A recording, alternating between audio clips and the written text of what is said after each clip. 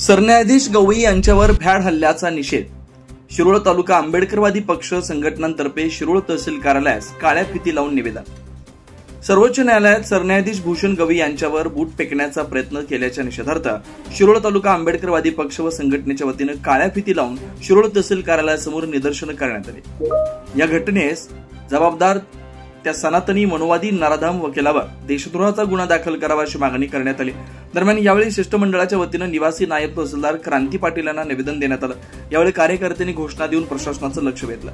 या आंदोलनात रमेश शिंदे, दिगंबर सकट, बाळासाहेब कांबळे, शिरोळकर, सुरेश कांबळे, विश्वास कांबळे, किरण भोसले, विश्वास बालीघाटे, डॉक्टर दगडू माने, अनिल लोंढे, शिवगोंडा पाटील, खंडेराव हेरवाडे, प्रमोद राणे, अमरसिंह कांबळे, राजेंद्र प्रधान, राजेंद्र दाभाडे, राजाराम कांबळे, अशोक कांबळे, जयपाल कांबळे, कबीर कांबळे, भास्कर कांबळे, बाळासू कांबळे चिपरीकर, बसवराज कांबळे यांच्यासह आंबेडकरवादी पक्ष व संघटना कार्यकर्ते सहभागी झाले होते.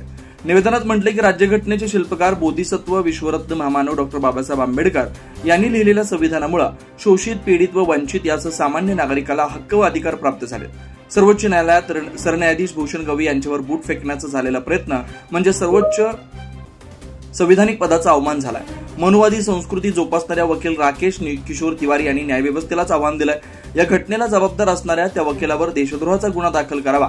राज्य व केंद्र शासनानं न्यायव्यवस्थेला संरक्षण द्यावं अशी मागणी करून आंबेडकरवादी अनुयायी भीमसैनिकांनी काळ्या फिती लावून निषेध करत असल्याचं निवेदनात म्हटलंय.